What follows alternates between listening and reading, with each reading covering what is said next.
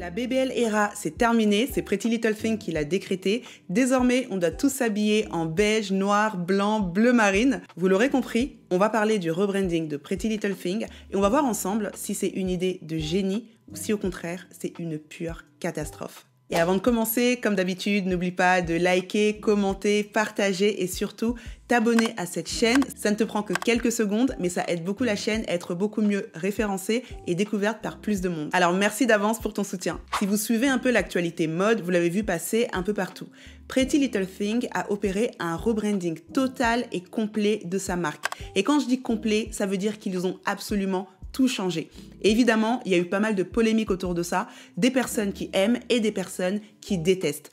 On va revenir sur chacune de ces polémiques, mais avant ça, je voulais qu'on comprenne un petit peu pourquoi est-ce que Pretty Little Thing a été amené à faire ce rebranding. Parce qu'on va le découvrir ensemble dans la vidéo, quand une marque décide de changer complètement son image, comme c'est le cas de Pretty Little Thing, ce n'est jamais anodin. Et peut-être qu'en comprenant les raisons de ce rebranding, on comprendra un petit peu plus pourquoi ils ont choisi de faire ce changement radical.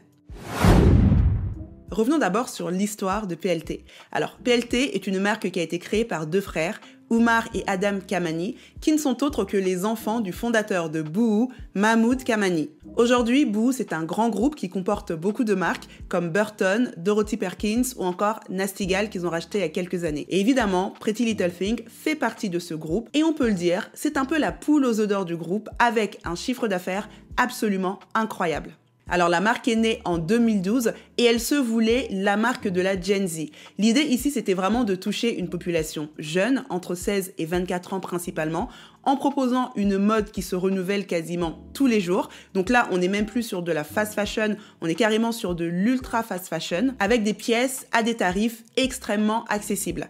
Et évidemment, ça a été un carton plein. Pretty Little Thing est arrivé un petit peu à la même période que cette mouvance de marques un peu comme Fashion Nova, qui étaient des marques que moi j'appelle un petit peu les anti-Zara. Pourquoi anti-Zara? Parce que tout d'un coup, on voyait une marque qui proposait quelque chose de différent et surtout qui mettait en avant un type de femme qu'on ne voyait pas beaucoup dans les marques mainstream. Là où les autres avaient une image plutôt lisse avec des mannequins taille 34, chez Pretty Little Thing, l'inclusion était à l'honneur. On voyait à peu près toutes les morphologies, toutes les carnations, toutes les origines. Vraiment, la femme, dans toute sa diversité, était mise en avant. Et je pense que c'est aussi l'une des choses qui a plu et qui a contribué au succès de la marque. En termes de branding, on était sur quelque chose de très girly, avec des couleurs roses, des licornes, et on jouait vraiment à fond ce côté glam. C'est la marque de la bande de potes qui veut sortir, partir en vacances, s'amuser et qui veut des pièces trendy à prix accessible. Et quand on regarde les codes de la marque, alors il y a un terme que j'ai beaucoup vu passer sur les réseaux sociaux, c'est la BBL Fashion.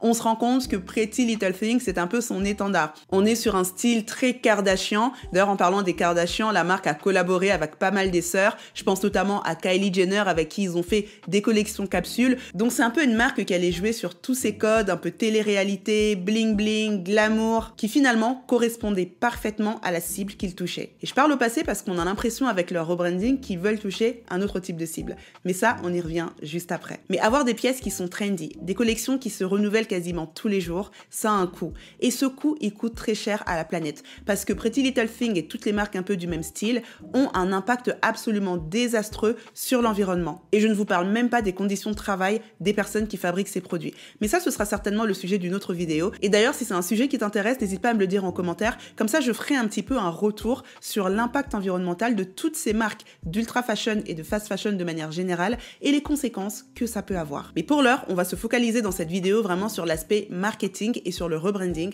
de Pretty Little Thing.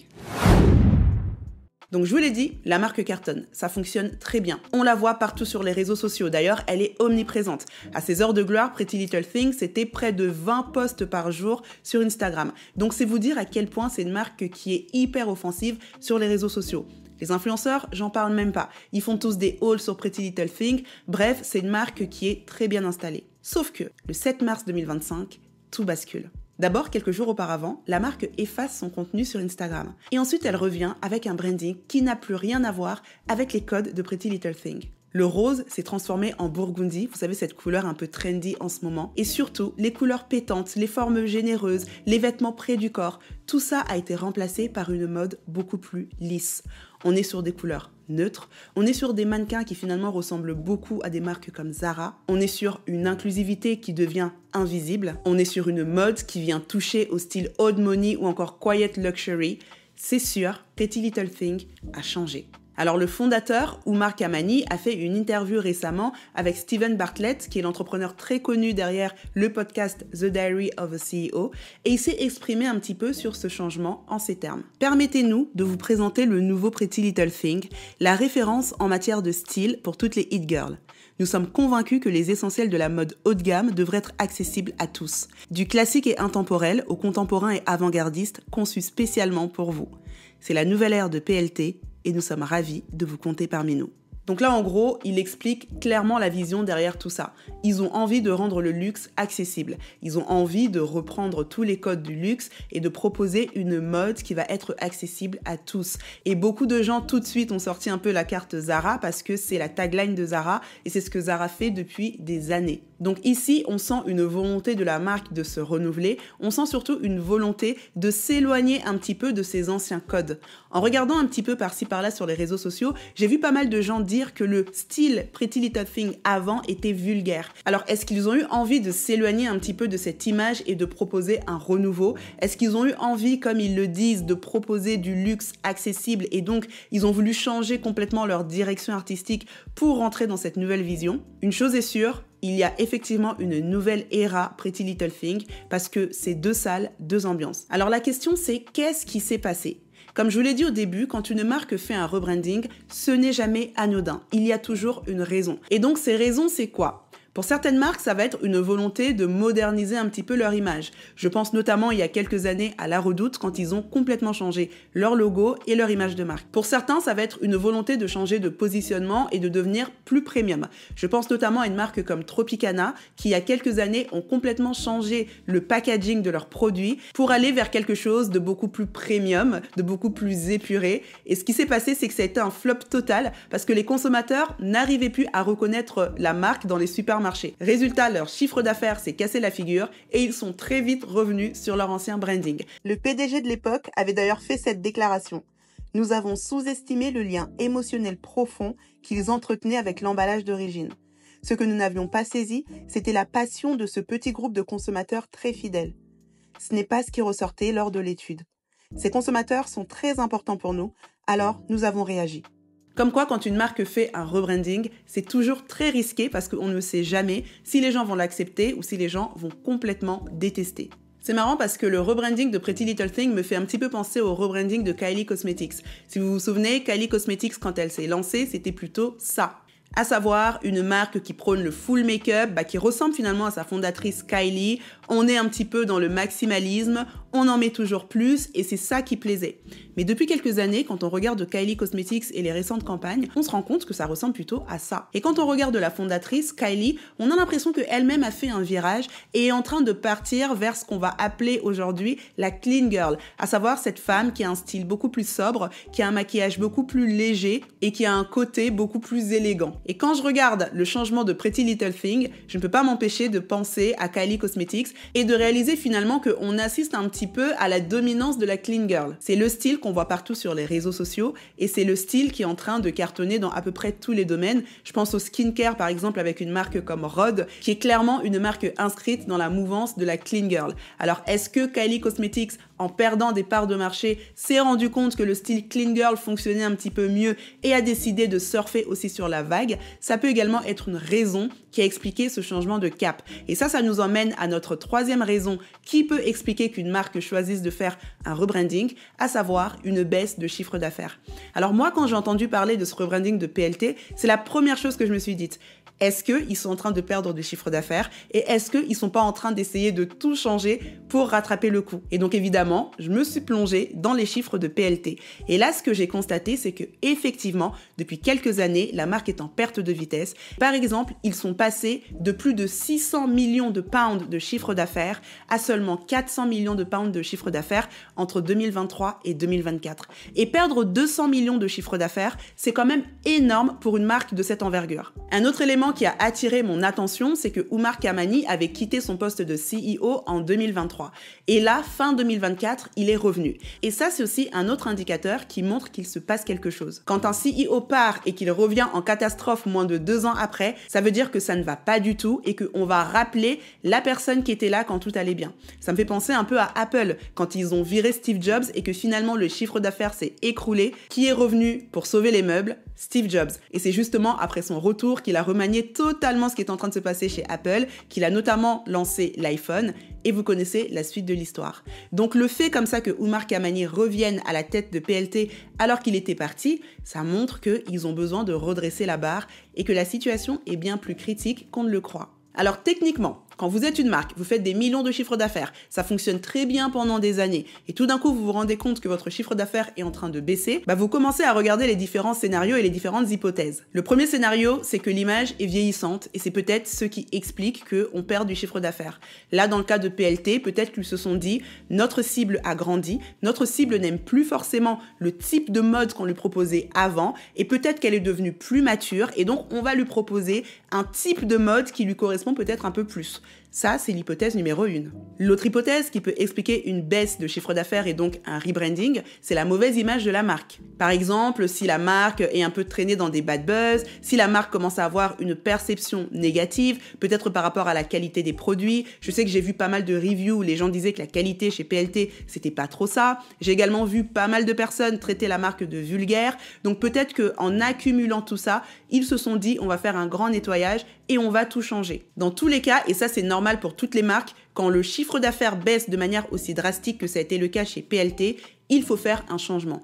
Mais la question c'est, quel type de changement est-ce qu'on peut faire ? Un autre exemple toujours dans la mode, il y a quelques années, Mango a complètement revu sa stratégie de prix. Donc là, c'était pas un rebranding en termes d'image, mais c'était un changement de positionnement en termes de prix. Ils ont baissé leur prix, je crois, de 20 ou 30%, voire même plus, parce qu'en fait, à l'époque, on avait donc H&M, Zara et Mango était un peu plus cher que Zara. Et je me souviendrai toujours de ce jour où je suis passée devant une publicité dans le métro ou à un arrêt de bus et où j'ai cru clairement que c'était une pub H&M parce que c'était exactement les mêmes codes et ils avaient affiché le prix sur la publicité et c'est H&M qui faisait souvent ça.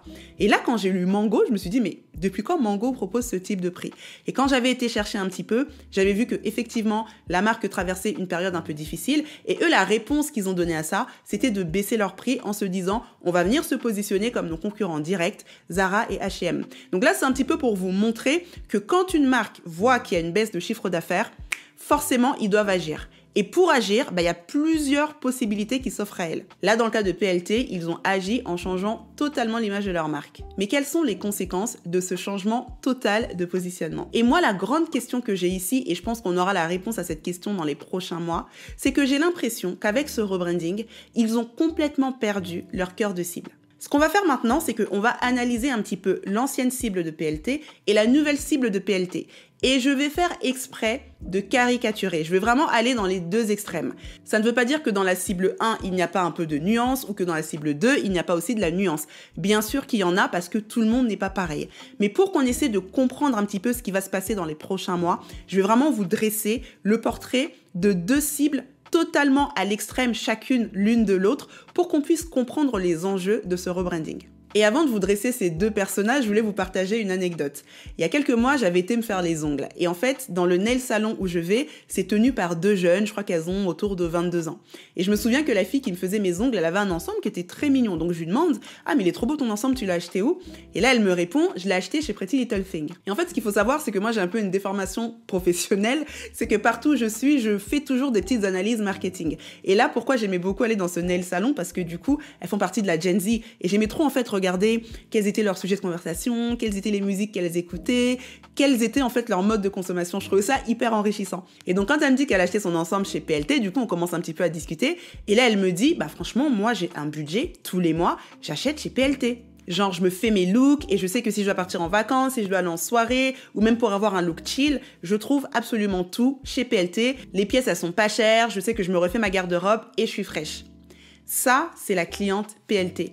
C'est une cliente qui a l'habitude d'acheter régulièrement chez la marque. Et c'est d'ailleurs pour ça que la marque renouvelle quasiment tous les jours ses collections, parce qu'ils savent que leur cœur de cible, ce sont des femmes qui vont revenir toutes les semaines ou tous les mois chez PLT pour acheter de nouvelles pièces. Quand elles verront une célébrité ou une de leurs stars de la télé-réalité porter un vêtement et qu'elles voudront la même chose, elles savent qu'elles vont trouver un équivalent pas cher chez PLT. C'était ça en fait PLT. Et elle est typiquement le persona 1. C'est-à-dire, on est sur une personne qui aime la mode, qui aime renouveler ses collections, qui veut acheter des pièces à un tarif très très réduit. En fait, le tarif, c'est la première chose qu'elles vont regarder. Elles vont pas forcément regarder les matières et autres. Ce qu'elles veulent, c'est que la pièce soit belle, c'est que la pièce corresponde à son lifestyle pour qu'elle puisse être fraîche quand elle va en soirée ou quand elle va à Dubaï. D'ailleurs, je fais une petite parenthèse parce que le jour où j'avais été me faire les ongles, je crois la semaine d'après, les deux filles, elles allaient à Dubaï et en fait, c'est typiquement la cliente PLT en fait. C'est pour ces filles-là que PLT faisait ses collections et c'est par ces filles-là que PLT a connu l'énorme succès qu'il avait. Maintenant, on va regarder la cible numéro 2. Et cette cible, on va l'appeler la clean girl. Et c'est clairement la cible à qui le nouveau PLT est en train de faire les yeux doux. Donc on est sur une personne peut-être un peu plus âgée, du coup, entre 25 et 35 ans à la limite. On est sur une marque qui a complètement abandonné ses couleurs un peu flashy et son peps pour quelque chose de beaucoup plus lisse et de beaucoup plus neutre. Comme je l'avais dit, on est vraiment sur du beige, du noir, du kaki, du marron, sur des couleurs plutôt discrètes. Et effectivement, c'est la palette de couleurs de la clean girl. On est sur des coupes un peu moins extravagantes. On essaie de rentrer dans quelque chose de beaucoup plus lisse. Le problème que moi j'ai avec ça, c'est que c'est comme si en fait, on est passé à côté d'un élément très important sur cette nouvelle cible. Tu vois, quand on fait l'analyse de persona, il y a 2 niveaux de lecture. Le premier niveau de lecture, c'est ce qu'on appelle les demographics. Et les demographics, c'est l'âge, le sexe, ce qu'elle aime, elle habite là, elle fait ci, etc., etc. Ça permet en fait d'analyser sa cible avec un premier niveau. Mais il y a un second niveau de lecture qu'on appelle les psychographics. Et les psychographics permettent d'analyser un petit peu plus la psychologie de notre cible, ses modes de consommation. Et quand je regarde la clean girl, je me rends compte que quand on analyse un petit peu sa manière de consommer, déjà, elle n'est pas sur de la surconsommation, premièrement. Ensuite, elle va faire attention aux matières qu'elle va porter. D'une manière générale, la clean girl, que ce soit sur le skincare ou sur les vêtements, elle va faire attention à ce qu'elle va mettre sur sa peau ou à ce qu'elle va porter. Encore une fois, je suis en train de vous montrer les 2 extrêmes. Je ne dis pas que toutes les clean girls sont strictement de cette manière-là, mais ce sont les caractéristiques des clean girls. Elles font attention à ce qu'elles mangent, à ce qu'elles mettent sur leur peau et à ce qu'elles portent. Le problème, c'est que quand on regarde PLT, on se rend compte que l'image a changé, les mannequins ont changé, mais les matières n'ont pas changé. On est toujours sur du full polyester. Une clean girl, elle va préférer payer un petit peu plus cher et acheter son t-shirt en coton que d'acheter un t-shirt en polyester. Donc je me demande s'il n'y aura pas un moment, une disconnection, comme on dit, entre ce que la marque propose et ce que la cible qu'ils veulent toucher recherche. Tout à l'heure, quand on parlait du persona numéro 1, je vous ai dit que c'était une personne qui achetait régulièrement chez PLT, voire tous les mois. Est-ce que la clean girl va acheter tous les mois ou toutes les semaines chez PLT ? Et ça me fait penser d'ailleurs, j'avais reçu un message en DM quand j'avais partagé en story le fait que j'étais en train de travailler sur l'analyse de PLT et donc j'avais mis quelques images du rebranding. J'ai une personne qui m'a écrit et qui m'a dit « en fait, moi j'aime bien leur nouveau style, franchement, il me correspond beaucoup plus. » Et je suis totalement d'accord, ce à quoi j'ai répondu « Moi aussi j'aime bien leur nouveau style et il me correspond beaucoup plus parce que clairement, j'étais pas la cliente numéro 1 de PLT avant, je crois que j'ai même jamais acheté sur le site et c'est vrai que ce style-là me correspond un peu plus. » Et je lui ai posé la question « Mais est-ce que tu achèterais tous les mois chez PLT ?» Est-ce que nous, on est la vraie consommatrice PLT? Est-ce que nous, on est la cliente PLT? Est-ce que nous, on achèterait toutes les semaines et tous les mois chez PLT? Et c'est là où je me demande s'il n'y a pas eu un problème de casting pour eux, parce qu'ils sont en train de faire un changement à 360 degrés et d'abandonner complètement leur cliente historique pour une cliente qui peut-être ne correspond même pas à leur marque. Et là, on va continuer avec les critiques et les différentes polémiques qui entourent ce rebranding. J'ai passé pas mal de temps à regarder un petit peu sur les réseaux sociaux ce que les gens disent et il y a plusieurs thématiques qui ressortent. Et je pense que chez PLT, ils ne s'attendaient pas à ce que finalement ce rebranding prenne presque un aspect politique. Le premier point qui est beaucoup ressorti, c'est le racisme. Les gens ont crié au racisme parce qu'on a l'impression qu'on a complètement invisibilisé les femmes non blanches du site. Et c'est vrai que la première chose qu'on voit quand on arrive sur le site, c'est ce côté très marquant du fait que tous les mannequins se ressemblent. Là où PLT avait un petit peu construit son succès sur son inclusion, là où finalement c'était devenu la marque pour les anti-Zara, pour les personnes qui ne se retrouvaient pas dans le mainstream, pour les personnes qu'on relayait dans un petit corner curve quand elles voulaient trouver des pièces à leur taille, chez PLT, elles étaient dans leur safe place, il y avait à peu près toutes les tailles, elles se retrouvaient dans les morphologies qui étaient mises en avant et dans toutes les différentes origines qui étaient mises en avant. Bah là, tout d'un coup, c'est comme si PLT leur disait « Bah salut en fait, on n'a plus de place pour vous. Même ici, vous n'êtes plus chez vous. » Et je pense que la violence des propos que j'ai pu lire sur les réseaux sociaux est à la hauteur de l'attachement que ces personnes-là avaient envers une marque comme PLT. Encore une fois, c'était vraiment la safe place. C'était l'endroit où je sais que je vais trouver une pièce trendy, je sais que je vais trouver ma taille, je sais qu'elle sera parfaitement coupée pour mes formes et je sais que je serai fraîche en fait. Là, tout d'un coup, à cet endroit où finalement cette cible-là se sentait représentée, se sentait entendue, bah, c'est comme si on venait de leur fermer la porte et de leur dire bah en fait, il n'y a plus de place pour vous chez nous. Et donc, j'ai vu pas mal de personnes crier au racisme. J'ai vu un autre point aussi, et franchement, je ne m'attendais pas du tout à avoir cet axe-là. Les gens, en fait, ont commencé à parler de conservatorisme. C'est-à-dire, ils ont commencé à assimiler ce rebranding de PLT avec toute la mouvance conservatrice qu'on est en train d'observer dans le monde, notamment aux États-Unis avec l'élection de Trump. Ça faisait déjà quelques temps que je commençais à voir des vidéos par-ci et par-là qui critiquaient un peu ce qu'on appelle la tradwife, cette femme hyper conservatrice qui reste à la maison, qui est complètement inscrite dans le patriarcat, qui aime son rôle de housewife et qui finalement est un petit peu à l'encontre de tout ce que les féministes ont prôné depuis des années. Et on réalise que cette femme aujourd'hui est glorifiée un petit peu sur les réseaux sociaux, notamment avec son style qui est aussi très proche du style très old money. Et en fait, j'ai vu pas mal de gens faire le parallèle entre tout ça et le nouveau branding de PLT. En mode, ils sont clairement en train de surfer sur cette vague et ils sont clairement en train de faire une mode pour ce type de femme-là. Et d'une manière générale, la critique qui revient le plus souvent, c'est juste que la nouvelle collection est boring, qu'elle est lisse, qu'elle manque de nuances, qu'elle manque de saveur, que c'est du vu et revu et qu'en plus, c'est mal exécuté. Et si on va plus loin sur l'inclusivité, c'est vrai qu'il y avait le côté où les personnes non blanches étaient moins visibles, mais il y a aussi le côté où les personnes curvy ne sont plus du tout visibles. J'ai visité un petit peu le nouveau site de PLT et il y a une chose qui m'a quand même un petit peu choquée, c'est que les vêtements vont jusqu'à la taille 44 uniquement. Taille 44. Alors qu'avant sur PLT, on pouvait avoir des vêtements même allant jusqu'à la taille 50. Et là, on s'arrête à la taille 44 comme toutes les autres marques. Et je pense que ça, c'est l'un des éléments les plus violents de ce rebranding parce qu'on a presque l'impression que la marque fait une régression. Elle aurait très bien pu décider de changer, décider de faire évoluer son style, mais en gardant les choses qui faisaient sa force, l'inclusivité dans tous les sens du terme. Or là, en changeant complètement son image, elle est revenue vers ce qu'on critique le plus chez les autres marques. Et c'est en ça que je trouve très dommage dans la manière dont ils ont géré ce rebranding. À la limite, s'ils proposaient un style old money, quiet luxury, tout ce que vous voulez, mais en gardant leur côté inclusif, ce serait déjà beaucoup mieux passé que là, en fait, ce qu'ils ont fait, c'est qu'ils ont complètement effacé leur cible principale, comme si, en fait, finalement, les personnes qui les ont emmenés là où ils sont aujourd'hui et les personnes qui ont fait de PLT une marque à plusieurs centaines de millions de dollars, d'euros ou de pounds de chiffre d'affaires, bah ces personnes-là, c'est comme si on leur disait merci, mais au revoir. Et je pense que ça, c'est le point qui fait le plus mal. Maintenant, qu'en est-il de PLT ? Est-ce que ce rebranding, c'est un coup de génie ou est-ce que c'est une catastrophe ? En vrai, c'est le temps qui nous le dira. Parce qu'il y a une chose qui ne ment pas, ce sont les chiffres. Les chiffres ne mentent jamais. Et PLT va se rendre compte bien assez vite si ce rebranding était une bonne idée ou pas avec les chiffres. S'ils ont perdu leur cœur de cible, mais que leur nouvelle cible ne suit pas et qu'elle ne consomme pas de manière aussi offensive que le faisait leur cible historique, ils vont tout de suite s'en rendre compte et ça ne m'étonnerait pas, soit qu'ils reviennent à leur ancien branding ou alors qu'ils commencent à réintégrer l'inclusion qui faisait leur force et leur succès dans leur nouvelle collection.